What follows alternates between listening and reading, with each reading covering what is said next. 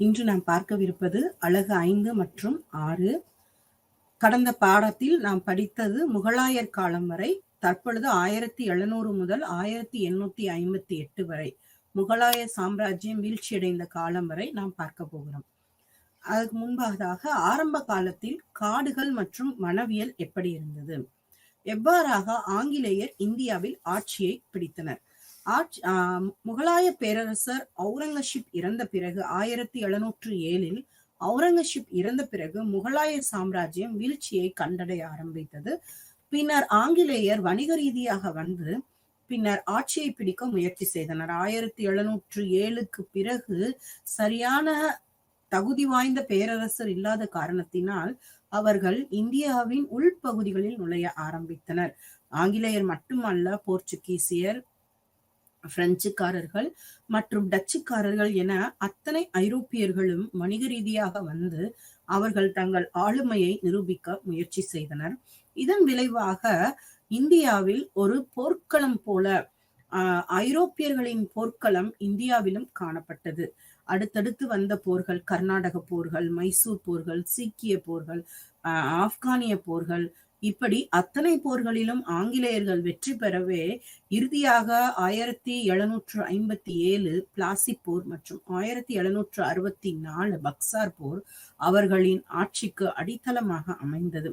இந்த பக்சார் போருக்கு பிறகு அவர்களுக்கு அநேக இடங்கள் கிடைத்தன. குறிப்பாக வங்காளம் மற்றும் வங்காளத்தை சுற்றியுள்ள இடங்களை அதிக அளவில் பிடிக்க ஆரம்பித்தனர். இந்த காலகட்டத்தில் அவர்களுடைய ஆட்சி மிக சிறப்பாக அமைய ஆரம்பித்தது. இவர்கள் எவ்வாறாக சுற்றுப்புறத்தை கண்காணித்தனர், சுற்றுப்புற சூழலை அவர்கள் எவ்வாறு பயன்படுத்தினர் என்பது இன்று நாம் பார்க்கவிருக்கக்கூடிய தலைப்பு. ஆரம்ப காலத்தில் காடுகள் மற்றும் வனவியல் எவ்வாறு இருந்தது, காடுகளை பாதுகாக்கவும் செய்தனர் ஆங்கிலேயர். அவர்கள் நாம் படிக்கக்கூடிய காலகட்டம் காலனிய ஆதிக்கத்தின் காலகட்டம், அதாவது ஆங்கிலேய கிழக்கிந்திய கம்பெனியின் காலகட்டம்.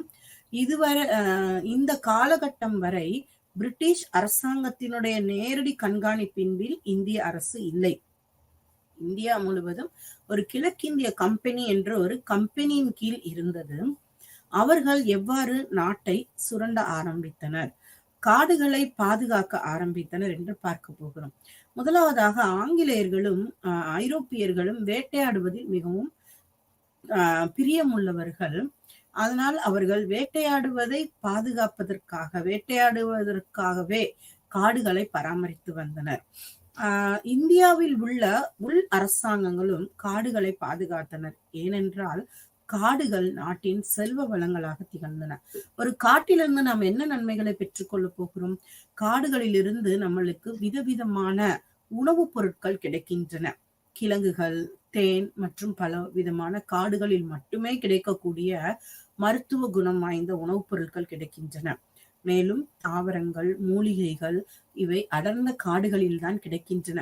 சந்தனம், தேக்கு போன்ற மிக சிறப்பு வாய்ந்த மரங்கள், மரப்பலகைகளை நாம் காடுகளில் இருந்துதான் பெற முடியும்.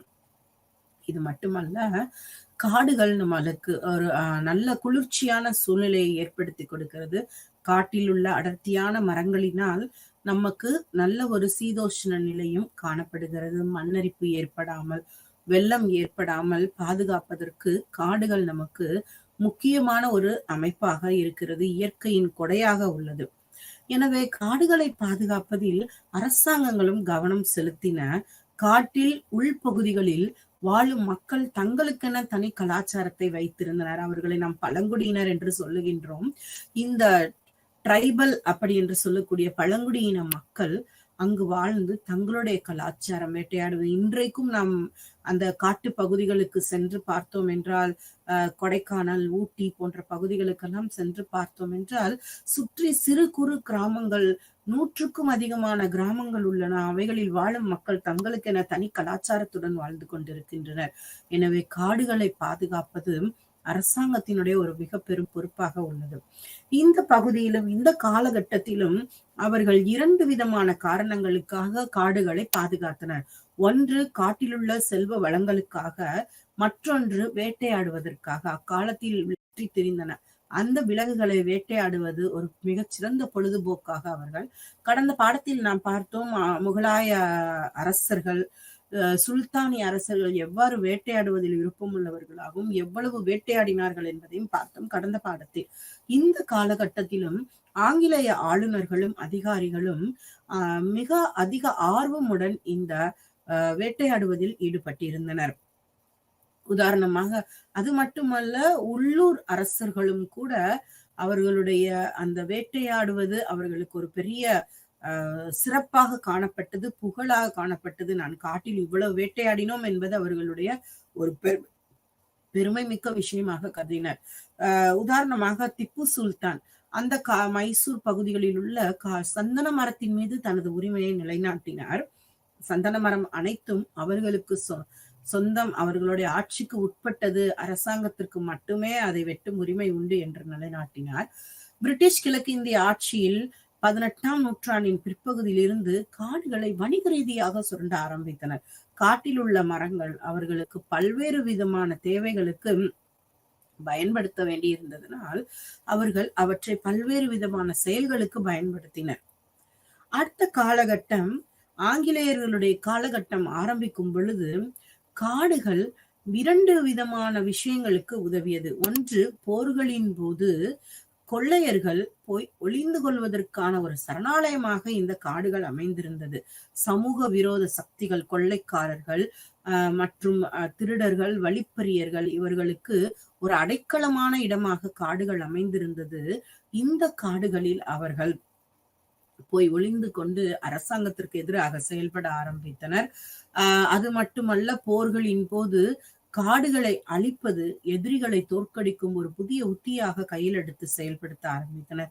ஏனென்றால் காடுகள் இயற்கை வளம் கொளிக்கும் செல்வமாக கருதப்பட்டதனால் அந்த செல்வத்தினை அழிக்க வேண்டும். மேலும் ஒரு பகுதியிலிருந்து இன்னொரு பகுதிக்கு போர் செய்ய நுழையும் போது அந்த காட்டை தாண்டிதான் அவர்கள் செல்ல வேண்டி இருந்தது. எனவே காடுகளில் அவர்கள் கவனம் செலுத்த ஆரம்பித்தனர். உதாரணமாக, மராட்டியர்கள் மிக உயர்ந்த பகுதிகள், குறிப்பாக மலைப்பகுதிகளில் கோட்டைகளை கட்டினர். மலை எலி என்று அவுரங்கசீப்பால் புகழப்பட்டவர் சிவாஜி, மராட்டிய அரசர். இவர்கள் தேர்ந்தெடுத்த இடம் பெரும்பாலும் மலைப்பகுதிகளும் கற்பாறையான பகுதிகளும். எனவே அவர்கள் காடுகளை கடந்தே மலைப்பகுதிகளுக்கு செல்ல வேண்டியிருந்தது. மராட்டிய படைகள் காடுகளை தங்களுக்கு புகலிடமாக கருத ஆரம்பித்தனர். அது மட்டுமல்ல, சீக்கியர்கள் தாங்கள் போர் பயிற்சி எடுப்பதற்கு காடுகளை அதிகமாக பயன்படுத்தினர். அவர்கள் காடுகளில் தஞ்சம் புகுந்து அங்கு போர் பயிற்சியை எடுத்துக்கொள்ள ஆரம்பித்தனர். 18ஆம் நூற்றாண்டின் பிற்பகுதி வரை பிரிட்டிஷார் இங்குள்ள மரங்களை அதிகமாக எடுக்க ஆரம்பித்தனர், குறிப்பாக தேக்கு மரம். அவர்கள் இங்கு இதற்கு முன்பாக பார்த்தீர்கள் என்றால் ஆங்கிலேய அரசு, அதாவது பிரிட்டன் பேரரசு கப்பற்படையில் மிகச்சிறந்த ஒரு பேரரசாக விளங்கியது. உடைக்க முடியாத கப்பற்படை என்று அழைக்கப்பட்ட ஸ்பானிஷ் அர்மைடா எனக்கூடிய ஸ்பானிய கப்பற்படையை வீழ்த்தியதன் மூலம் உலக அளவில் இவர்கள் பெயர் பெற்று பெரிய அளவில் அவர்கள் சாதித்தனர். இதற்கு பிறகு அவர்களுடைய கப்பற்படை மேலும் மேலும் நவீனமயப்படுத்தப்பட்டது ஐரோப்பிய வரலாற்றிலே. அப்பொழுது அவர்களுக்கு தேவை அதிக அளவிலான கப்பல்கள் செய்ய வேண்டிய நிர்பந்தம் ஏற்பட்டது. கப்பலுக்கு தேவையான மரங்கள் அவர்களுடைய பகுதிகளில் கிடைக்கவில்லை, அதற்கு பற்றாக்குறை ஏற்பட்டது. எனவே கப்பல் கட்டுவதற்கு தேவையான அந்த தேக்கு மரங்கள், சால் மரங்கள் அவர்களுக்கு அதிக அளவில் தேவைப்பட்டன. அவற்றை கொடுக்கக்கூடிய ஒரு பொக்கிஷமாக இந்தியா அவர்களுக்கு அமைந்தது.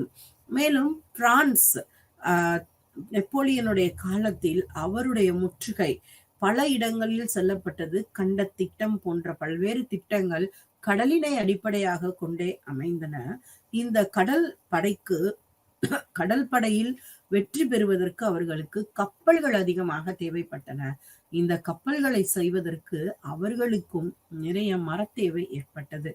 எனவே இவர்கள் மரம் வெட்டி எடுத்து கப்பல் செய்யும் நிறுவனங்களை பல்வேறு இடங்களில் நிறுவினர். குறிப்பாக இந்தியாவில் கல்கத்தா, பம்பாய், மலபார் மற்றும் பர்மா பகுதிகளில் கப்பல் கட்டுவதற்கான மரங்கள் வெட்டி எடுக்கப்பட்டு அதிக அளவில் பயன்படுத்தப்பட்டன. அதிலும் குறிப்பாக மலபார் பகுதியில் இருந்து வரும் அந்த மரங்களுக்கு இங்கு இவர்களுடைய ஆர்வம் மிக அதிகமாக இருக்கும். எனவே இப்படி காடுகளை அழிக்கக்கூடிய ஒரு நிர்பந்தத்திற்கு தள்ளப்பட்டனர் ஆங்கிலேயர். இந்த காலகட்டத்தில்தான் ஒரு ஆங்கிலேய அரசாங்கம், அதாவது கிழக்கிந்திய அரசாங்கம் அந்த மரங்களை எவ்வாறு பாதுகாப்பது என்று யோசிக்க ஆரம்பித்தனர். அதனால் தாவரவியல் பூங்கா என்று ஒரு பூங்காவை உருவாக்க நினைத்தனர். அவர்களுடைய ஆரம்பகால தலைமையிடமாக சென்னை இருந்ததனால் ஜேம்ஸ் ஆண்டர்சன் என்ற ஆங்கிலேய கிழக்கிந்திய கம்பெனியின் ஆளுநர் செயின்ட் ஜார்ஜ் கோட்டைக்கு அருகில் ஒரு தாவரவியல் பூங்காவை உருவாக்கினார். அங்கு 200க்கும் மேற்பட்ட விதவிதமான செடிகள் நடப்பட்டு அவைகள் வளர்க்கப்பட்டன. பின்னர் ஸ்காட் நாட்டை சார்ந்த அறுவை சிகிச்சை நிபுணர் வில்லியம் ராக்ஸ்பர்க் முதலாக சென்னைக்கு அருகில் உள்ள சாமல் கோட்டாவில் ஒரு பூங்காவை, அதாவது தாவரவியல் பூங்காவை உருவாக்கி அங்கு பணியமர்த்தப்பட்டார். எவ்வாறு இவ்விதமான பல்வேறு பயிர்களை வளர்ப்பது என்று அவர்கள் முயற்சி செய்ய ஆரம்பித்தனர். மேலும் அவர் மெட்ராஸ் பிரசிடென்சி பகுதியினுடைய தாவரவியல் பூங்காவை எவ்வாறு சிறம்பட செய்வது, இன்னும் எவ்வாறு விதவிதமான பூக்கள் கனிகளை இங்கு பயிரிட வைப்பது என்பதை ஆராய்ச்சி மேற்கொள்ளப்பட்டது. இதே காலகட்டத்தில் வங்காள பகுதியில் 1788 ராபர்ட் கைட் கல்கத்தாவுக்கு அருகில் ஒரு தாவரவியல் பூங்காவை நிறுவினார். அங்கு பார்த்தீர்கள் என்றால் 800 வகையான மரங்கள், 2200 வகையான தாவரங்கள் அங்கு பயிரிடப்பட்டன. அவர் அதை பழக்கமான தோட்டம் என்று அழைத்தார். ஏனென்றால் அந்த தோட்டத்தில் அவ்வளவு விதமான மரங்கள், தாவரங்கள் அங்கு வளர்க்கப்பட்டன.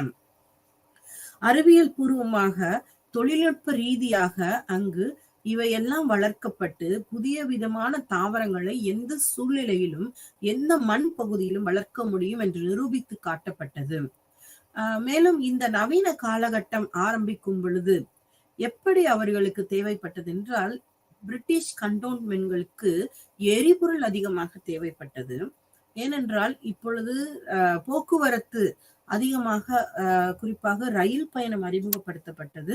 எனவே எரிபொருளுக்கு மரமும் கட்டுமானத்திற்கு மரமும் தேவைப்பட்டது. எனவே இவர்கள் மரங்களை பாதுகாக்க தலைப்பட்டனர். பொதுநலத்தில் ஒரு சுயநலத்தில் ஒரு பொதுநலம் என்பது பழமொழி. அதே போல நெல்லுக்கு இறைத்த நீர் அங்கே வாய்க்காலில் ஓடி புல்லுக்கும் இறைக்கப்படுமாம் என்ற பாட்டின் அடிப்படையில் ஆங்கிலேயர் தங்களுடைய சுயநலத்திற்காக அந்த மரங்களை பாதுகாக்க ஆரம்பித்து நம் இந்தியாவின் சுற்றுப்புறத்தையும் பாதுகாக்க ஆரம்பித்தனர். அவர்களுக்கு தேவை எரிபொருள், கட்டுமானம், இவை இரண்டிற்கும் தேவையான மரத்தை கொடுப்பது நம்முடைய காடுகள். எனவே காடுகளை பாதுகாக்க தலைப்பட்டனர். சட்டவிரோதமான மரங்களை வெட்டுதல், மேலும் மரங்களில் காட்டு பகுதியில் விவசாயத்திற்கான பயிரிடுதல், கால்நடைகளை மேய்த்தல், தீ மூட்டுதல் போன்றவற்றை தடுக்க வனக்காவலர்கள் நியமிக்கப்பட்டனர். அவர்கள் நியமிக்கப்பட்டு சட்டவிரோதமாக காடுகளில் செய்யப்படும் காரியங்களை தடுக்க முற்பட்டனர். இதற்கிடையில் சீனாவிற்கு இடையான அபின் விற்பனை அதிகமானது. மேலும் ஓப்பியம் வர்த்தகமும் இந்தியாவில் இருந்து வெளிநாடுகளுக்கு அதிகமாக ஏற்றுமதி செய்யப்பட்டது. எனவே இந்த ஓப்பியம் வர்த்தகத்திற்கு மில்லியன் கணக்கான பெட்டிகள் தேவைப்பட்டன. அவற்றை செய்வதற்கான மரங்கள் இந்தியாவிலிருந்தே பெறப்பட்டது. ஓப்பியம் வர்த்தகம் ஒரு காலகட்டத்தில் வட இந்தியாவின் அதிகமான செல்வத்தை ஈட்டிக் கொடுக்கும் ஒரு வர்த்தகமாக இருந்தது. எனவே அந்த ஓப்பியம் பொருளை உள்ளே வைப்பதற்கான மரப்பொருட்கள் அதிகமாக தேவைப்பட்டதனால் அவர்கள் மரங்களை பாதுகாத்து அவற்றை வெட்டி எடுத்து தங்களுக்கென்று பயன்படுத்தினர். அடுத்ததாக ரயில் பாதை இந்தியாவினுடைய வரலாற்றில் ஒரு சிறந்த மாற்றத்தை கொண்டு வந்தது என்று சொல்லலாம். முதல் ரயில் பாதை பம்பாயில் இருந்து தானே வரை 1853ஆம் ஆண்டு டல்ஹவுசி பிரபு காலத்தில் செய்யப்பட்டது. இந்த சிறிய ரயில் பாதை தொடர்ந்து இந்தியா முழுவதும் விரிவுபடுத்தப்பட்டது. அந்த காலத்தில் அவர்கள் மர பெட்டிகளை தயாரிப்பதற்கு தேவதாரு என்று சொல்லக்கூடிய மரங்களையும், சால், தேவதாரு, தேக்கு என்று சொல்லக்கூடிய மரங்களை பயன்படுத்தினர். 1878ஆம் ஆண்டு காலகட்டத்தில் 2 மில்லியன் ஸ்லீப்பர் ரயில் பாதை பெட்டிகள் அவர்களுக்கு தேவைப்பட்டன. எனவே அவற்றை தயாரிக்க வேண்டிய நிர்பந்தத்தில் ஆங்கிலேயர் இருந்தனர். எவ்வாறாக இந்த மரங்களை பெறுவது? அந்த மரங்களை பெறுவதற்கு புதிய விவசாய முறைகள் என்ன என்று ஆராய தலைப்பட்டார்கள். அதன் விளைவாக பாரம்பரிய விவசாய முறைகள் மாற்று பயிர் செய்கையை மேற்கொள்ள ஆரம்பித்தனர். அதாவது அரிசி விளையும் இடத்தில் வேறொரு பயிரை விளையச் செய்வது குறிப்பிட்ட காலகட்டத்திற்கு, அல்லது வேறு உணவுப் பயிர்களை தவிர்த்து இவ்விதமான பணப்பயிர்களை பயிர் செய்வது. இதை தமிழில் கொத்துக்காடு என்பர். கூர்ப்பகுதிகளில் இதற்கு பெயர் வேகமான விவசாயம். ஆங்கிலேயர் இதற்கு இட்ட பெயர் கும்ரி சாகுபடி. இவ்வாறாக விதவிதமான பெயர்களில் அவர்கள் இங்கு சாகுபடியை மேற்கொண்டு புதிய நவீன விதத்தில், நவீன அறிவியல் தொழில்நுட்பத்தில் எவ்வாறு காடுகளை மேம்படுத்துவது, தங்களுக்கு தேவையான மரங்களை பயன்படுத்துவது என்று அவர்கள் அறிமுகம் செய்ய ஆரம்பித்தனர். மேலும் கப்பல் கட்டுவதற்கான மரங்கள் எவ்வாறு பிரித்தெடுப்பது, சந்தன மரங்களை எப்படி வெட்டுவது, தேயிலை மற்றும் காபி தோட்டங்களை எவ்வாறு நிறுவுவது. ஏனென்றால் தேயிலை மற்றும் காஃபி இந்தியாவின் புராதன பயிர்கள் கிடையாது. இவை ஆங்கிலேயர் மற்றும் போர்ச்சுகீசியர்களால் கொண்டு வந்து நடப்பட்ட பயிர்களே.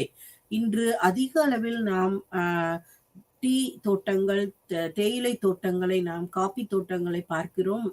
ஊட்டி, கொடைக்கானல் மற்றும் பல்வேறு வட இந்திய மலைப்பகுதிகளில். இவை அனைத்தும் இவர்களுடைய நன்கொடையை நமக்கு. இரும்பு தொழிற்சாலைகளுக்கு வனவளங்கள் தேவைப்படும். அதை எவ்வாறு காட்டுப்பகுதிகளில் எடுப்பது, ரயில்வே அறிமுகப்படுத்துவதற்கு எவ்வாறு பாதைகளை அமைப்பது போன்றவற்றுக்கு அவர்களுக்கு இந்த காட்டு வளங்கள் அதிகமாக தேவைப்பட்டன. எனவே அங்கு வாழ்ந்த பழங்குடியினர் இவ்வளவு நாள் சுதந்திரமாக அனுபவித்து வந்த அந்த பயன்பாடுகளை பயன்படுத்துவதில் இவர்கள் கட்டுப்பாடுகளை கொண்டு வர ஆரம்பித்தனர். அவர்களுடைய வாழ்க்கையும் கணிசமாக மாறியது. அதிகமான பழங்குடியினர் வெறும் தேனெடுத்தல், கிழங்ககழ்தல் மற்றும் வேட்டையாடுதல், இப்படி பலவேறு தொழில்களில் ஈடுபட்டிருந்த அவர்கள் தற்போது விவசாய தொழிலாளர்களாக மாறினர், அல்லது விவசாய நடவடிக்கைகளில் தங்களை இணைத்துக் கொள்ள ஆரம்பித்தனர். உதாரணமாக டீ தோட்டங்களில், தேயிலை தோட்டங்களில் வேலை செய்வது, காபி பயிரிடுவதில் வேலை செய்வது, இப்படி தங்களை விவசாயம் சார்ந்த தொழில்களில் ஈடுபடுத்திக் கொள்ள ஆரம்பித்தனர். அந்த பழங்குடியின மக்களுடைய வாழ்வாதாரமும் மாற ஆரம்பித்தது. அவர்களால் அந்த கட்டுப்பாடுகளை தாங்க முடியவில்லை. மேலும் அங்கங்கு நாடோடிகளாக திரிந்து உணவு சேகரித்த அவர்களுக்கு இங்கு ஒரு வருமானம், நிலையான வருமானம் அவர்களுக்கு கொடுக்கப்பட்ட காரணத்தினால் அவர்கள் விவசாயத்தில் ஈடுபட ஆரம்பித்தனர். எனவே இந்த வனத்தை பாதுகாக்க வேண்டிய கட்டாயம் இருந்தது. 1865ஆம் ஆண்டு முதல் வனச்சட்டம் நிறைவேற்றப்பட்டது. இந்த முதல் வனச்சட்டத்தில் அடிப்படையில் காடுகளை பாதுகாக்க வேண்டும் என்ற கருத்தும், காட்டில் அத்துமீறி நுழைபவர்கள் மற்றும் மரங்களை வெட்டுபவர்கள் மீது நடவடிக்கை எடுக்கப்படும், தண்டனை வழங்கப்படும் என்று அறிவிக்கப்பட்டிருந்ததனால் மக்களுக்கு காட்டை பயன்படுத்துவதிலும் சுரண்டுவதிலும் ஒரு பயம் ஏற்பட்டது. Surveyor general major James Renault அவர்களுடைய முயற்சியால் வங்காளத்தில் வரைபடங்களை உருவாக்க ஆரம்பித்தனர். வங்காளத்தின் முழு வரைபடமும் அப்பொழுது உருவாக்க ஆரம்பித்து காடுகள், மலைகள், ஆறுகள், சாலைகள், நகரங்கள், குடியிருப்புகள் போன்றவை அங்கு தெளிவாக குறிப்பிடப்பட்டு மேப் என்று சொல்லக்கூடிய வரைபடம் தயாரிக்கப்பட்டது. அதை தொடர்ந்து ட்ரிக்னோமெட்ரிக்கல் சர்வே திட்டம் 1802 தொடங்கப்பட்டது. வங்காளத்தை சுற்றி, அதாவது எவ்வளவு மக்கள் இருக்கின்றார்கள், எவ்வளவு வளம் இருக்கின்றது, எங்கெங்கு வளம் இருக்கின்றது என்று பல்வேறு விதமான வளங்களை குறிக்கக்கூடிய அந்த வன வரைபடம், நாட்டின் அத்தனை பகுதிகளும் நிலவியல் அமைப்புகளும் அடங்கிய வன வரைபடம் அவர்களுக்கு கொடுக்கப்பட்டது. இதன் அடிப்படையில் அவர்கள் வளங்களை பாதுகாக்க ஆரம்பித்தனர். ஒருவேளை அவர்களுடைய சுய நலத்திற்காக வளங்களை, வனக்காடுகளை அவர்கள் பாதுகாக்க நினைத்தாலும் அவை அழிவிலிருந்து மீட்கப்பட்டது நமக்கு கிடைத்த ஒரு நன்மை என்று சொல்லலாம். அடுத்ததாக இவ்வாறு அதிக அளவில் பயன்படுத்தப்பட்டு நுகரப்பட்ட அந்த வன வன வாழ்வு எப்படி அழிவை நோக்கி செல்ல ஆரம்பித்தது? 19ஆம் நூற்றாண்டின் முற்பகுதியிலிருந்தே விளையாட்டு வேட்டை, அதாவது வேட்டையாடுதல் கிழக்கிந்திய நிறுவன அதிகாரிகளால் ஏற்பாடு செய்யப்பட்டது. 1776ஆம் ஆண்டினுடைய முற்பகுதியில் மெட்ராஸ் வேட்டை சங்கம் என்ற ஒரு அமைப்பு தொடங்கப்பட்டு வேட்டையாடுவதற்கென்றே ஒரு குழுவினர் குழுவாக சென்று அங்கு வேட்டையாட ஆரம்பித்தனர். குறிப்பாக புலிகள், சிங்கங்கள், யானைகள் அதிக அளவில் வேட்டையாடப்பட்டன. அந்த புலியினுடைய நகங்கள் போன்றவை, சிங்கத்தினுடைய அந்த கம்பீரத்தை பார்த்து அவர்கள் அவற்றை வேட்டையாட நினைத்தனர். யானைகள் தந்தத்திற்காகவும் அதனுடைய அந்த அமைப்பிற்காகவும் வேட்டையாடப்பட்டது. மற்றும் சில சிறிய விலங்குகளும் வேட்டையாட ஆரம்பித்தனர். குறிப்பாக பிரிட்டிஷ் கிழக்கிந்திய கம்பெனியின் காலத்தில் 80,000 புலிகள், 1,50,000 சிறுத்தைகள், 2 லட்சம் ஓநாய்கள் கொல்லப்பட்டதாக ஒரு குறிப்பு தெரிவிக்கின்றது. ஆக இவர்களுடைய அந்த வேட்டையாடும் அளவு அதிகரிக்க வனவிலங்குகளின் வாழ்வு குறைய ஆரம்பித்தது. 80,000 புலிகள் இந்திய வனவிலங்கு காடுகளில் வாழ்ந்தன. ஆனால் இன்று நாம் புலிகளை சரணாலயங்களில் வைத்து வளர்ப்பதற்காகவே நாம் தேசிய விலங்காக அது அறிவிக்கப்பட்டு பாதுகாக்கப்படுகின்றது. விலங்குகள் ஒருபுறம் இருக்க, மரங்கள் எவ்வாறு பாதுகாக்கப்பட்டன என்றால், அந்த மரத்திற்கு தனி ஒரு வித பாதுகாப்பு முறைகளை உருவாக்கினர். குறிப்பாக ராஜஸ்தானில் இருந்த பிஷ்னாய் சமூகம் சுற்றுச்சூழலை பாதுகாக்க வேண்டும் என்ற அதனுடைய அணுகுமுறையின் ஒரு பகுதியாக கெஜ்ரி என்று சொல்லக்கூடிய ஒரு மரம் அவர்களுடைய தற்போது ராஜஸ்தான் மாநிலத்தினுடைய நாட்டினுடைய மாநில மரமாக அது உள்ளது. அந்த இயக்கத்தினுடைய நிறுவனராக ஜாம்போஜி என்று சொல்லக்கூடிய அந்த நபர் மரங்களுக்கான பண்புகள், அதனுடைய பயன், அதனுடைய மத சடங்கு முக்கியத்துவம் என்ன என்று எடுத்துரைக்க ஆரம்பித்தார். அந்த மரங்களை அதிக அளவில் நட முயற்சி செய்யப்பட்டது. அந்த மரங்களை பாதுகாத்தனர். இது மட்டுமல்ல, காடழிப்பு சிந்து பகுதியினுடைய தல்பூர் மிர்ஸ் என்னும் பகுதியில் 1783ஆம் ஆண்டில் ஷிக்கர்காக்கள் என்று சொல்லக்கூடியவர்கள் வேட்டை இருப்புகளை பராமரிப்பதற்காக காடழிப்பு திட்டத்தை தொடங்கினர். அந்த காடுகளை அழித்து வேட்டையை குறைக்க வேண்டும், விவசாயத்தை பெருக்க வேண்டும் என்று அவர்கள் பல்வேறு திட்டங்களை தீட்ட ஆரம்பித்தனர். இது மட்டுமல்ல, உள்நாட்டு மக்கள் எவ்வாறு அதை பாதுகாக்க ஆரம்பித்தனர்? சில குறிப்பிட்ட மரங்களுக்கு மத மற்றும் சடங்கு சம்பிரதாயம் போன்றவற்றை அவர்கள் ஏற்படுத்தி அந்த மரங்களை பாதுகாக்க ஆரம்பித்தனர். உதாரணமாக வேப்ப மரம், அந்த மரத்திற்கு அம்மன் பெயரை சூடி ஒவ்வொரு பகுதிகளிலும் காளி, துர்க்கை, அம்மன் என்று பல்வேறு, மாரியம்மன், இப்படி பல்வேறு பெயர்களை சொல்லி அதன் அடியில் கோவில்களை அமைக்க ஆரம்பித்தனர். மேலும் அந்த மரங்களில் இருந்து கிடைக்கக்கூடிய அந்த இலை ஒரு நல்ல மருந்து பொருளாக பயன்படுத்தப்பட்டது. எனவே அந்த மரத்தை பாதுகாக்க வேண்டும் என்ற உணர்வு மக்களிடையே பெருக தொடங்கியது தமிழகத்தில். இது போன்று ஒவ்வொரு பகுதியிலும் பீப்பல் என்று சொல்லக்கூடிய அந்த அரச மரத்தின் அடியில் அமர்ந்து போதனைகளை கற்றுக்கொள்ள ஆரம்பித்தனர் மாணவர்கள். உதாரணமாக மகாபாரதத்தில் அர்ஜுனனுக்கு கிருஷ்ணன் இந்த பகவத்கீதா உபதேசத்தை அந்த அரச மரத்தின் அடியில் அமர்ந்து சொல்வதாக காட்சிப்படுத்தப்பட்டுள்ளது மகாபாரத காவியத்தில். எனவே மக்கள் இந்த மாதிரி விஷயங்களை எடுத்து சொல்லி, இந்த மரங்கள் ரொம்ப சிறப்பு வாய்ந்தவை, புத்தர் போதி மரத்தின் அடியில் தான் ஞானம் பெற்றார், எனவே இந்த மரத்தை பாதுகாக்க வேண்டும் என்று அவர்களுக்குள்ளாக ஒரு மத ரீதியான அடிப்படையில் சுற்றுச்சூழலை பாதுகாக்க தலைப்பட்டனர். இவ்வாறு சுற்றுச்சூழலை பாதுகாக்க எவ்வாறு அவர்கள் தலைப்பட்டாலும் அதனை விட அதிகமாக அது நுகரப்பட்டது. கப்பல் கட்டும் தேவைக்கும் எரிபொருளுக்கும் இவர்களுக்கு அதிகமாக மரங்கள் எடுக்கப்பட்டன. அவை வெட்டி வெளிநாடுகளுக்கு எடுத்து செல்லப்பட்டது மற்றும் இங்கு கப்பல் கட்டும் தளங்களிலும் பயன்படுத்தப்பட்டன. இதன் விளைவு பஞ்சம், பட்டினி. மரங்கள் இல்லை என்றால் மழை இல்லை, மழை இல்லை என்றால் மனிதனுக்கு உணவு இல்லை. எனவே இந்தியா ஒரு பஞ்சத்தை சந்திக்க வேண்டிய ஒரு நிர்பந்தத்திற்கு ஆளானது.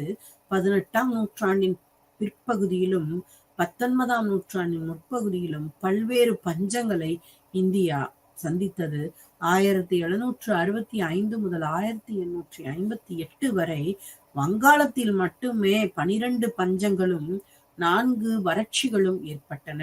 கிழக்கிந்திய கம்பெனியின் பஞ்சங்களில் முதலாவது 1769 to 70 நடைபெற்றது. வங்காளத்திலும் பீகாரிலும் பஞ்சம் பசி காரணமாக மக்கள் தொகையில் 1/3 அவர்கள் அழிவை சந்திக்க நேர்ந்தது. பல்வேறு பகுதிகளில் இந்தியாவில் பஞ்சம் தலைவிரித்தாடியது. 1781 மற்றும் 82ஆம் ஆண்டுகளில் சென்னை மாகாணத்தில் ஏற்பட்ட கடுமையான வறட்சி, 1784இல் வட இந்தியா முழுவதும் ஏற்பட்ட கடுமையான வறட்சி, 83, 84இல் ஏற்பட்ட சாலிசா பஞ்சம் என்று அழைக்கப்படக்கூடிய பஞ்சாப், அயோத்தியா, கிழக்கு பஞ்சாப் பகுதி, டெல்லி, ராஜபுதனம், காஷ்மீர் மக்களுக்கு சுமார் 11 மில்லியன் மக்கள் இறந்து விட்டனர். மிக பெரும் மக்கள் தொகை கொண்ட இப்பகுதிகளில் பஞ்சம் ஏற்பட்டதால் அவர்களால் வாழ்வை சமாளிக்க முடியவில்லை. அடுத்ததாக இன்னும் பஞ்சம் நிற்கவில்லை.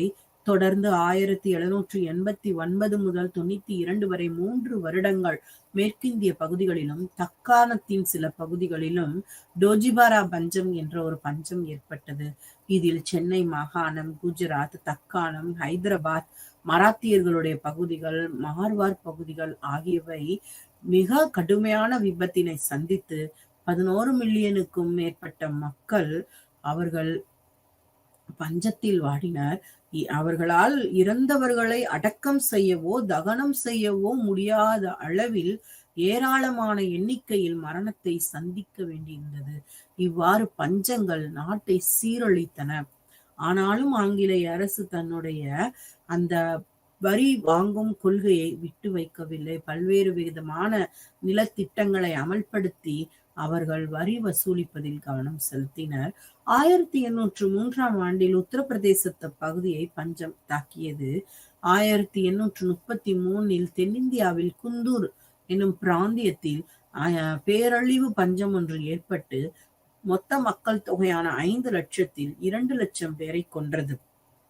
இந்த பயிர்களின் வறட்சியினால் அக்ரா பஞ்சம் என்ற பஞ்சம் 1837-38 தோன்றியது.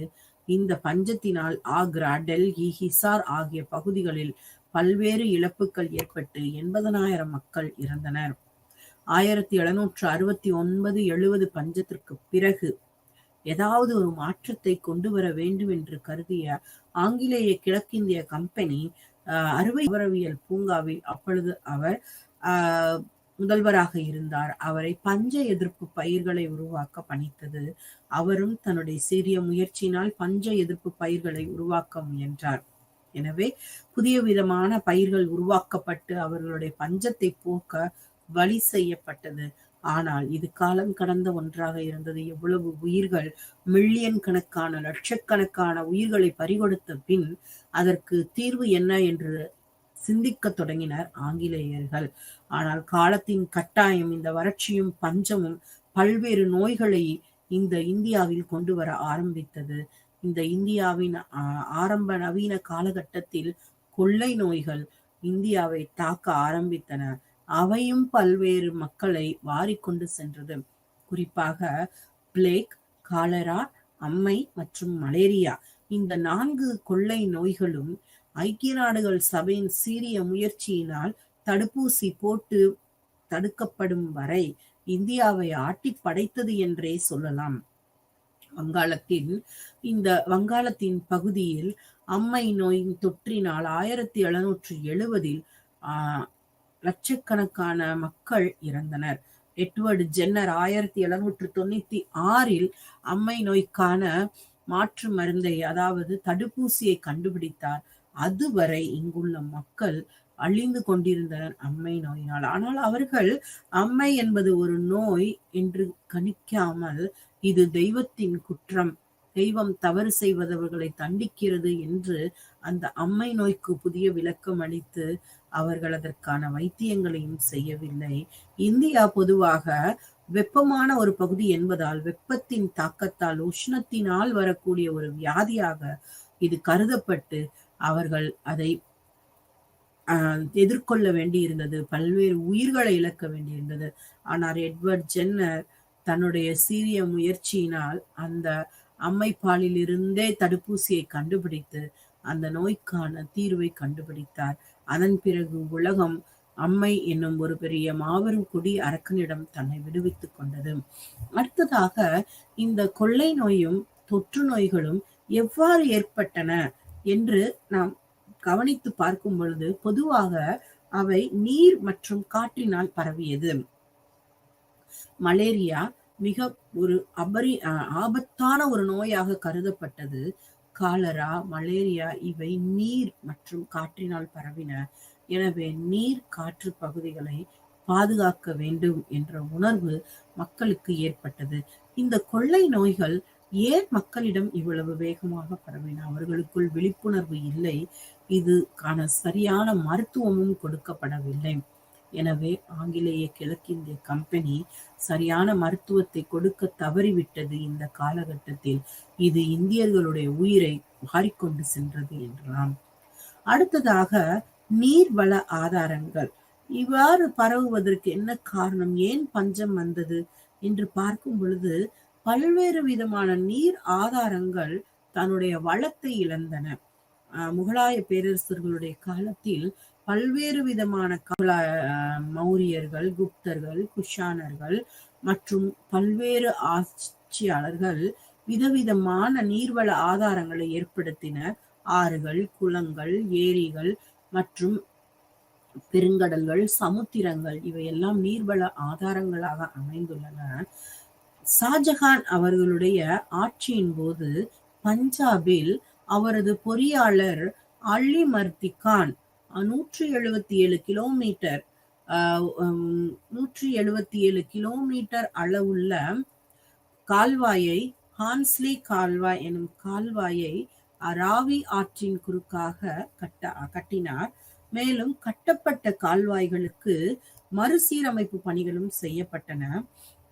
மற்றும் ஃபிரோசா துக்ளக் அவர்கள் மிக பெரும் கால்வாய் ஒன்றை வெட்டினார்.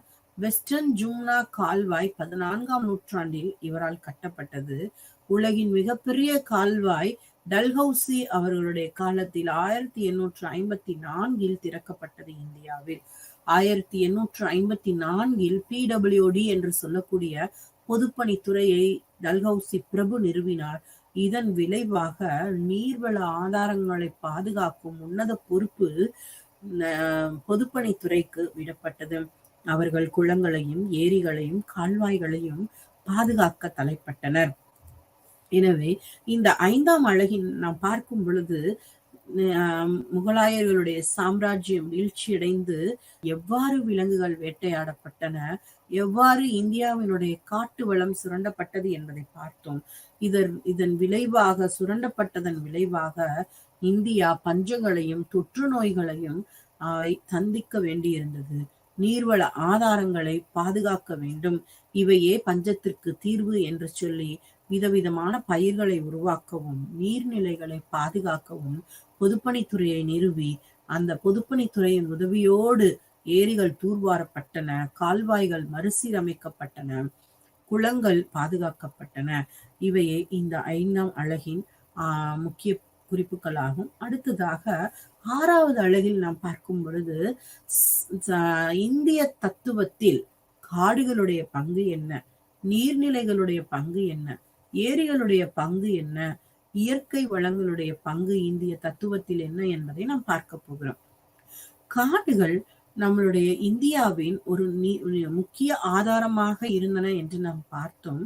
இந்தியாவினுடைய இயற்கை அமைப்பு, அதாவது புவியியல் அமைப்பில் மிகச் சிறந்த புவியியல் அமைப்பு உலக அளவில் இந்தியா கொண்டுள்ளது. குறிப்பாக இந்தியாவினுடைய சீதோஷ்ண நிலை அல்லது காலநிலை மிக மிக சிறப்பு வாய்ந்த ஒன்றாகும். வேறு எந்த நாட்டிலும் நாம் பார்க்க முடியாது. மிக அழகாக 4 பருவங்கள், கோடை காலம், குளிர்காலம், வெயில் காலம், பனிக்காலம் என்று அருமையான சீதோஷ்ண நிலைகளை கொண்டுள்ள இந்தியாவில் இல்லாத வளமே இல்லை. ஆறுகள், ஏரிகள், மலைகள், பள்ளத்தாக்குகள், கடும் குளிர் பிரதேசங்கள், வறட்சியான பகுதிகள், மழை பள்ளத்தாக்குகள், இப்படி அத்தனை விதமான புவியியல் அமைப்புகளும் இந்தியாவில் உள்ளன.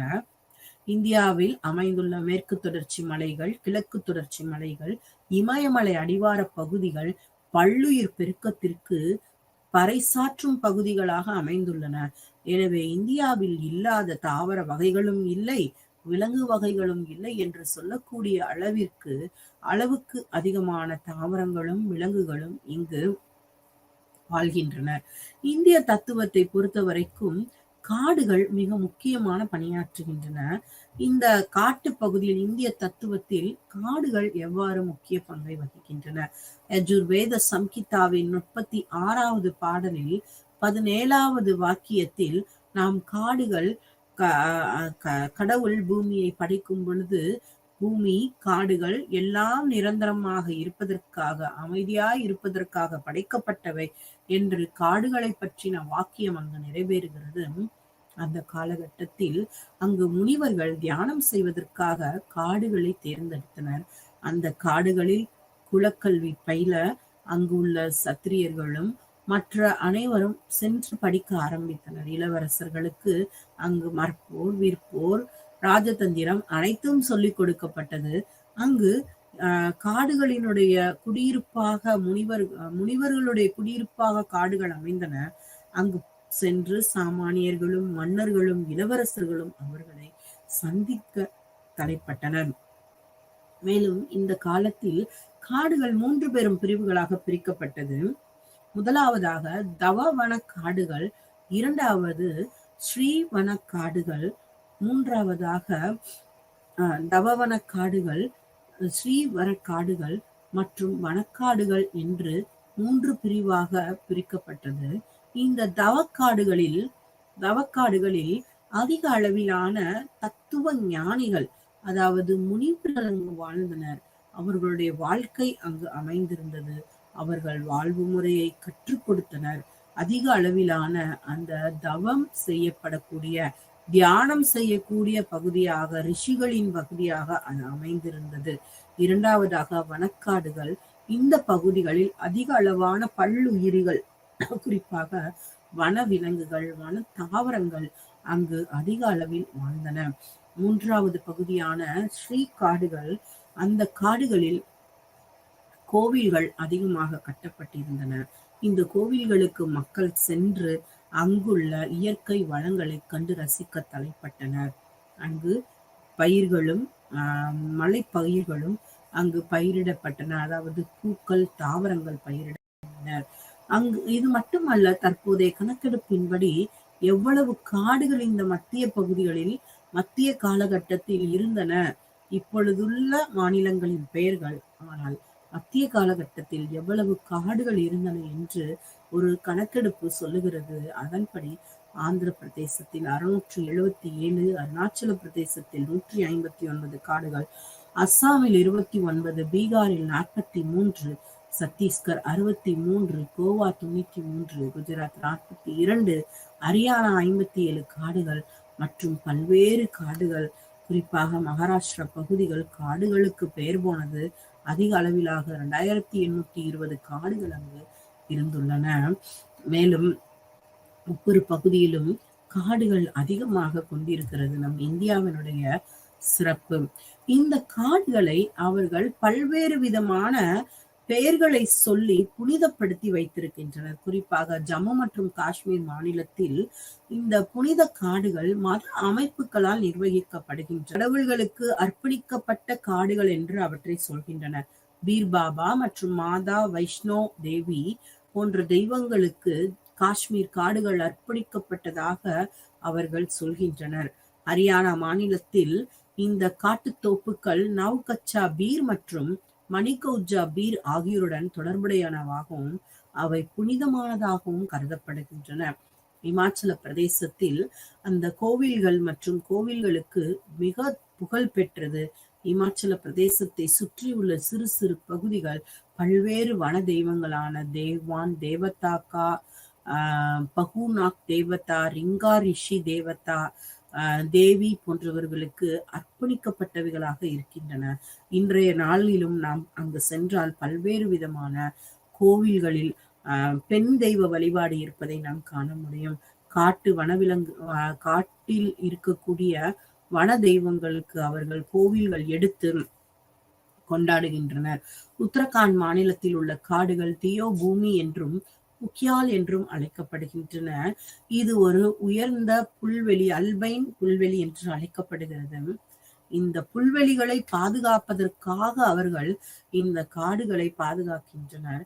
இந்த தோப்புகளில் சத்ரபத்னி தேவி, ஹரியாளி தேவி, கோட்காடிக்கி கோகிலா தேவி, பிரவாசி பவாசு தேவதா, தேவ்ரதா, சாயியர் என்ற தெய்வங்களுக்கு அர்ப்பணிக்கப்பட்டதாக நாம் காண்கின்றோம். ஆக ஒவ்வொரு விதமான கோவில்களும் ஒவ்வொரு விதமான கடவுளோடு கூட தொடர்புடையவையாக அவை காட்டப்படுகிறது. மேலும் பிருந்தாவனம், துளசி காடு போன்றவை கிருஷ்ணர் கதையுடன் தொடர்புடையவை. காமியவனத்தில் ஆளும் தெய்வமாக பிருந்தாதேவி காட்டப்படுகிறார். துளசி பெருமாளுக்கு உரிய ஒரு தாவரமாக கருதப்பட்டு துளசி காடுகள் அதிக அளவில் பாதுகாக்கப்படுகின்றன. அவை பாதிக்கப்படும் போது அது கடவுளை பாதிப்பதாக மக்களுக்கு காட்டப்படுகிறது. எனவே இந்திய தத்துவத்தில் காடு ஆசிரமா என்று வர்ணாசிரம தர்மத்தில் ஒரு பகுதியை குறிப்பிடுகின்றனர். காட்டுப்பாடல்கள் என்று சொல்லக்கூடிய ஆரண்யங்கள் காட்டை அடிப்படையாக கொண்டு, காட்டில் வாழும் வாழ்க்கையை அடிப்படையாக கொண்டு இயற்றப்பட்டன. எனவே வேதங்களும் மற்றும் புராணங்களும் காட்டை அடிப்படையாக கொண்டு அமைக்கப்பட்டிருக்கிறது. குறிப்பாக மகாபாரதம், ராமாயணம் போன்ற இந்திய புராணங்களில் காடுகளில் அதிகமான சம்பவங்கள் நடப்பதாகவும், அந்த காட்டுப்பகுதிகளில் பல்வேறு மக்கள் வாழ்கின்றனர். அவர்களுக்கு விதவிதமான கலாச்சாரம் உண்டு. அவர்கள் எவ்வாறு இந்த அரச குடும்பத்துடன் தொடர்புடையனர் அல்லது பஞ்ச பாண்டவர்களுடன் தொடர்புடையனர் என்று அவர்களுக்குள் அந்த கதைகள் மூலமாக காட்டு வாழ்க்கையை மிக அழகாக இந்திய புராணங்கள் சித்தரிக்கின்றன. இதுவும் இந்திய தத்துவத்தில் காட்டின் பங்கை நாம் அறியலாம். அடுத்ததாக இந்திய தத்துவத்தில் நீரின் பங்கு என்ன? நீரின் முக்கிய ஆதாரங்கள் இந்தியாவில் பனிப்பாறைகள், ஆறுகள், கால்வாய்கள், கிணறுகள், குளங்கள் மற்றும் நீர்த்தேக்கங்கள், விரிகுடாக்கள், கடல்கள், பெருங்கடல்கள். இந்த நீர்நிலைகளினால் இந்தியாவினுடைய நீர்வள ஆதாரம் ஒருபோதும் குறைந்தது இல்லை. இந்த நீரை பொறுத்தவரை வருணன் என்று சொல்லக்கூடிய இயற்கை கடவுள் நீரை தக்க வைத்துக் கொடுப்பவராக புராணங்களில் கூறப்படுகிறார். இந்திரஜித் என்று சொல்லக்கூடிய அந்த கடவுளுக்கு தண்ணீரோடு தொடர்பு படுத்தப்பட்டு நீரின் கடவுளாக கருதப்படுகிறார். மற்றும் சிவபெருமானின் சுருண்ட முடியிலிருந்து தாய்கங்கை பாய்வதாக புராணங்கள் கூறுகின்றன. எனவே அவர்கள் எந்த ஒரு மதத்தோடு தொடர்பு படுத்தும் பொழுது அவர்கள் அதை புனிதமாக கருத ஆரம்பிக்கின்றனர்.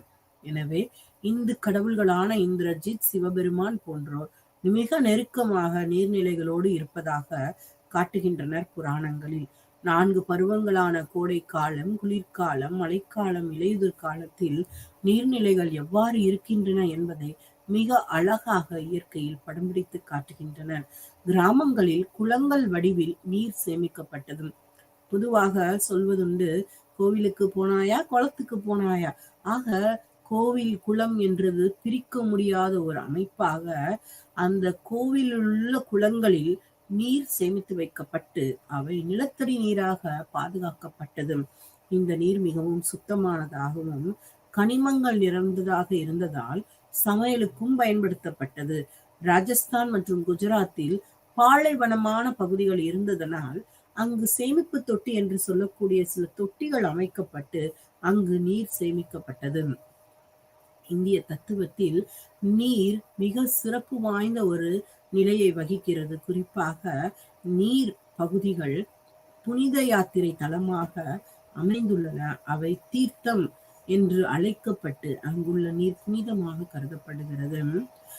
உதாரணமாக ராமேஸ்வரம் பகுதியில் அமைந்திருக்கக்கூடிய சிவன் கோவிலில் பல்வேறு வகையான தீர்த்தங்கள் அங்கு அமைக்கப்பட்டு புனித யாத்திரை செல்பவர்கள் அந்த தீர்த்தத்தில் நீராட தலைப்படுகின்றனர். காசி மிக புனிதமான நதியாக கருதப்பட்டு அங்கு சென்றால் பாவம் போகும் என்ற ஒரு நம்பிக்கை மக்கள் மனதில் அறியப்படுகிறது. எனவே மதத்தின் பெயரால் நீரை பாதுகாக்க வேண்டும் என்ற கண்ணோட்டத்தோடு அவற்றை தீர்த்தமாக மக்கள் வணங்க ஆரம்பிக்கின்றனர். அங்கு சென்று அவர்கள் அந்த நீரை எடுத்து பருகும் பொழுது தாங்கள் பாவத்தில் இருந்து விமோச்சனம் பெறுவதாக உணர்கின்றனர். மேலும் யாகங்கள், புனித நீராடல் யாவும் நீரின் ஆற்று பகுதிகளிலேயே நடைபெறுகின்றது. குறிப்பாக எந்த ஒரு யாகம் செய்வதாக இருந்தாலும் ஆற்றின் ஓரத்திலேயே அவர்கள் செய்ய ஆரம்பிக்கின்றனர். மேலும் புனித நீராடி மற்ற காரியங்கள் எந்த ஒரு மத ரீதியான சடங்குகளை செய்யும் பொழுதும் புனித நீராடல் செய்தே அவர்கள் தொடங்குகின்றனர். குறிப்பாக யாகங்களையும் புனித நீராடல் செய்வதையும் மிக பெரும் நதி ஒன்றின் அடிப்படையிலேயே அவர்கள் ஆரம்பிக்கின்றனர். அல்லது இறந்த பின்பாக அஸ்தியை கரைப்பதற்கும் மற்ற ஈமச் சடங்குகளை செய்வதற்கும் ஆற்று பகுதிகள் அல்லது சமுத்திரங்களின் வாயிலே செய்யப்படுகின்றது இந்திய கலாச்சாரத்தில். அடுத்ததாக ராக்ஷடல் ஏரி என்று சொல்லக்கூடிய மானசரோவர் பக்கத்தில் அமைந்திருக்கும் ஒரு ஏரி மிக சிறப்பு வாய்ந்ததாக கருதப்படுகிறது. இதற்கு பின்புலத்தில் ஒரு கதை உண்டு. ராவணன் தன்னுடைய 10 தலையிலும் ஒவ்வொரு தலையாக சிவனிடம் பலியிட்டு தன்னிடத்தில் என்ன வேண்டும் என்று தவம் கேட்பதற்காக இந்த ஏரியின் பகுதியில் அமைந்து அவர் தவம் செய்ததாக சொல்லப்படுகின்றது. எனவே இந்த ஏரிக்கு ராக்ஷடஸ் ஏரி என்று பெயர். மற்றும் பீஷ்மகுண்ட குளம் என்று ஒரு குளம் உண்டு. இந்த குளத்தின் பக்கத்தில் தான் அர்ஜுனன் பீஷ்மரை வீழ்த்தியதாகவும், பீஷ்மர் ஒரு தண்ணீர் கேட்டதாகவும், ஒரு வாய் தண்ணீர் கேட்டதாகவும், அங்கு அவருக்கு தண்ணீர் கொடுக்கப்பட்டதாகவும், பீஷ்மருக்கு அருகில் ஒரு கோவில் அங்கு ஏற்படுத்தப்பட்டிருப்பதனால் அதற்கு பீஷ்ம குண்ட் என்று அந்த ஒரு குளத்தின் பெயர் அமைக்கப்பட்டுள்ளது. இது மட்டுமல்ல, இந்தியாவின் ஒவ்வொரு பகுதிகளிலும், குறிப்பாக தமிழகத்தின் பகுதிகளிலும் எல்லா இடங்களிலும் அங்கு அவர்களுக்கு ஒரு கதை அல்லது ஒரு சம்பவத்தை நினைவு கூறக்கூடிய வகையில் அவர்கள் கோவில் குளங்களை ஏற்படுத்தி இருக்கின்றனர் அல்லது கோவில்களுக்குள் குளங்களை ஏற்படுத்தி இருக்கின்றனர். எனவே இந்திய தத்துவத்தில் அதிகமாக நாம் செயற்கை நீர்த்தேக்கங்களையும் காண்கின்றோம். உதாரணமாக அதற்கு பல்வேறு பெயர்கள் கொடுக்கப்பட்டிருக்கிறது. புஷ்கரணி, கல்யாணி, குண்ட், சரோவர், பௌரி, வாவ் தீர்த்தம், தலாப், கோவில் குளம் போன்ற பல்வேறு செயற்கை தீர்த்தங்களையும் கோவில்களுக்குள் ஏற்படுத்தி அவர்கள் இந்தியாவில் நீர்நிலைகளை பாதுகாப்பதன் அவசியத்தை வலியுறுத்தி வருகின்றனர். அடுத்ததாக முகஞ்சதாரோ நீர் தொட்டி. முகஞ்சதாராவில் பெரிய நீச்சல் குளம் என்று அழைக்கப்படக்கூடிய ஒரு பெரிய நீர் தொட்டி இருப்பது போன்ற அமைப்பை நாம் புதைப்பொருள் ஆராய்ச்சியாளர்கள் கண்டெடுத்துள்ளனர். அதன் அடிப்படையில் பார்க்கும் பொழுது எந்த விதமான பூஜை அல்லது யாகங்கள் செய்வதற்கு முன்பாக புனித நீர் ஆடிவிட்டு மட்டுமே அவர்கள் அவற்றில் ஈடுபட்டுள்ளனர் என்பதை நாம் திட்டமாக அறிய முடிகிறது. இந்த மகுதராவினுடைய குளியல் குளத்தில் அங்கு உடைமாற்றுவதற்கான அறைகள் இருக்கின்றன. முன்பாக ஒரு பெரிய திடல் போன்ற அமைப்பு உள்ளது. அங்கு அவர்கள் வந்து யாகங்களையோ பூஜைகளையோ செய்திருக்கலாம் என்று நம்பப்படுகிறது. மற்றும் இவ்வாறாக இந்த ஆறுகள் மற்றும் குளங்கள் போலவே ஏரிகளும் இங்கு முக்கியமான ஒரு பணியாற்றுகின்றன. இந்திய தத்துவத்தில் ஏரிகள் எவ்வாறு செயல்படுகின்றன? ஜாய்சாகர் குளம், சிப்சாகர் குளம், கௌரிசாகர் குளம், ருத்ரசாகர் குளம் என்று அதிக அளவில், மிக பெரிய அளவில், நீங்கள் அளவை பார்த்தால் தெரியும், 318 ஏக்கர், 129 ஏக்கர், 150 ஏக்கர் அளவுக்கு மிக பெரும் குளங்கள் ஏரிகளாக வெட்டப்பட்டு அவற்றை பராமரித்துள்ளனர் அரசாங்கங்கள், அரசர்கள். நிலத்தடி நீர்மட்டத்தை பராமரிக்கும் கோவில் குளங்களையே பெரிதும் இருந்தனர். ஹரித்ரா நதி, குறிப்பாக தமிழ்நாட்டினுடைய திருவாரூர் மாவட்டத்தின் மன்னார்குடி பகுதியில் உள்ள ராஜகோபால சாமி கோவிலின் கோவில் குளம் இந்தியாவின் மிகப்பெரிய கோவில் குளமாகும். இவ்வாறாக இந்த கோவிலின் குளங்களும் ஏரிகளும் நீர்நிலைகளை பாதுகாக்கும் முக்கிய அம்சங்களாக உள்ளன. மேலும் இந்த கோவில் குளங்களில் யக்ஷர்கள், யக்ஷிகள் என்று சொல்லக்கூடிய அந்த அமைப்புகளையும் அவர்கள் நிறுவியுள்ளார்கள். குளங்களை பாதுகாப்பதற்காக யக்ஷர்கள் மற்றும் யக்ஷிகள் என்று சொல்லக்கூடிய சில தெய்வங்களை அதற்குள் ஏற்படுத்தி உள்ளனர். இந்த யக்ஷர்களும் யக்ஷிகளும் குளங்களை பாதுகாக்கவும் அவற்றை வற்றாமல் செய்யவும் அவர்கள் உதவுவதாக மக்களுக்குள் ஒரு நம்பிக்கை உள்ளது. எனவே அந்த நிலத்தடி நீரை பாதுகாக்கக்கூடிய ஒரு பெரும் பொறுப்பை இந்த யக்ஷர்களும் யக்ஷிகளும் செய்வதாக அவர்கள் கருதுகின்றனர். அடுத்ததாக இந்திய தத்துவத்தில் தாவரங்களும் விலங்குகளும். இந்திய தத்துவத்தில் எவ்வாறு தாவரங்கள் ஈடுபட்டுள்ளன, விலங்குகள் ஈடுபட்டிருக்கின்றன என்று பார்க்கலாம். இந்தியாவில் ஒரு குறிப்பிட்ட காலத்திற்கு பிறகு, அதாவது மௌரியர்களுக்கு முன்பாக மகாஜன பதங்களுடைய காலகட்டங்களில் சமணத்தினுடைய எழுச்சி அதிகமாக இருந்தது. இந்த சமணத்தின் தத்துவத்தின்படி உயிர்கள் பாதுகாக்கப்பட வேண்டும், அகிம்சையை அதிகமாக அவர்கள் பின்பற்றி இருந்தனர். அதன் அடிப்படையில் சமண பிரிவை சேர்ந்த எவரும் விவசாயத்தில் கூட ஈடுபடவில்லை. ஏனென்றால் புழுக்கள் மற்றும் நுண் உயிர்கள் போன்றவை பயிர்களை உழுவதனால் இறந்து விடுகின்றன. எனவே அவற்றை பாதுகாக்க வேண்டும். தாவரங்களுக்கும் உயிர் உண்டு, எனவே தாவரங்களை உட்கொள்ளுதல் தவறு என்று நினைத்த அவர்கள் விவசாயத்தை துறந்து வாணிகத்தில் ஈடுபட ஆரம்பித்தனர். இன்றும் அதிக அளவில் சமணர்கள் விவசாயத்தில் ஈடுபடுவதில்லை, வாணிகத்தில் ஈடுபடுகின்றனர் என்பது குறிப்பிடத்தக்கது. நம் தமிழ்நாட்டிலும் அதிகமாக பார்க்கலாம். அந்த குறிப்பிட்ட சமண பிரிவை சார்ந்த மக்கள் வாணிகத்திலேயே அதிகமாக கவனம் செலுத்துகின்றனர் என்பது நாம் அறிந்த உண்மை. இந்த சமணத்தின் எழுச்சியால் ஒரு சில உதாரணங்களை சொல்லலாம். வழியில் செல்லும் எறும்புகள் இறந்துவிடக் கூடாது என்பதற்காக மயில் இறக்கையினால் அவர்கள் அந்த தரையை சுத்தம் செய்து நடந்து கொண்டு போவர். எனவே இந்த அவர்கள் ஆடு மாடு போன்றவற்றை உண்பது கிடையாது. இவ்வாறாக சமணத்தின் எழுச்சி ஒரு பெரிய மாற்றத்தை கொண்டு வந்தது தாவர விலங்குகளை பாதுகாப்பதில். அவர்கள் 5 முக்கியமான பண்புகளை கூறியுள்ளனர். இந்த சமணத்தின் அடிப்படையில் உண்மை, நேர்மை, தொண்டு, தியானம் இவை 4 பிரதானமான காரியங்களாக இருந்தாலும் அதனுடன் அகிம்சை என்ற 5வது காரியத்தை அவர்கள் அதிகமாக பின்பற்றினர். இந்த அகிம்சையின் தாக்கத்தினால்தான் அந்த சமணர்கள் விவசாயத்தை கூட அவர்கள் பொருட்படுத்தாதபடி செய்ய ஆரம்பித்தனர்.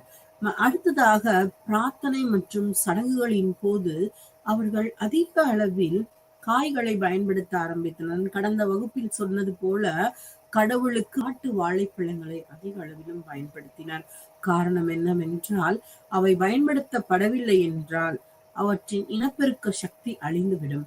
எனவே அவற்றை பெருக்குவதற்காக அவர்கள் மத ரீதியான ஒரு கொள்கையை கொடுத்து அவர்கள் தேங்காயை படைக்க ஆரம்பித்தனர்.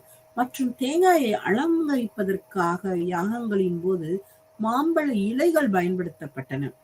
3 கண்களுடன் தேங்காய் இருப்பது மத ரீதியாக முக்கியமானது என்று அவர்கள் உணர்த்த ஆரம்பித்தனர். இந்த மா இலைகள் குறிப்பாக பார்த்தீர்கள் என்றால் கடந்த வாரத்தில் ஏற்பட்ட ஒரு அறிவியல் ஆய்வின் அடிப்படையில் மா இலைகள் வெட்டிய 2 நாட்களுக்கு பிறகும் ஆக்சிஜனை வெளியிடுவதாக ஒரு அறிவியல் கருத்து சொல்கின்றது. அதாவது அந்த மா இலையை பாட்டிலுக்குள் வைக்கும் பொழுது அவை ஆக்சிஜன் குமிழ்களை வெளியிடுவதாக சொல்கின்றனர். எனவேதான் வீட்டில் தோரணங்கள் கட்டுகின்றனர். எந்த ஒரு நாள் விசேஷமாக இருந்தாலும் கூட்டம் கூடும் இடங்களில் கார்பன் டை ஆக்சைடை குறைப்பதற்காக மாவிலைகள் அதிகமாக ஆக்சிஜனை வெளியிடும் தன்மை வைத்திருப்பதால் மா இலைகளை கட்டுகின்றனர். எனவே இந்த மா இலைகள் எல்லா விழாக்களின் போதும் இருக்க வேண்டும் என்பதற்காகவே தோரணங்களை அறிமுகப்படுத்தி இருக்கின்றனர்.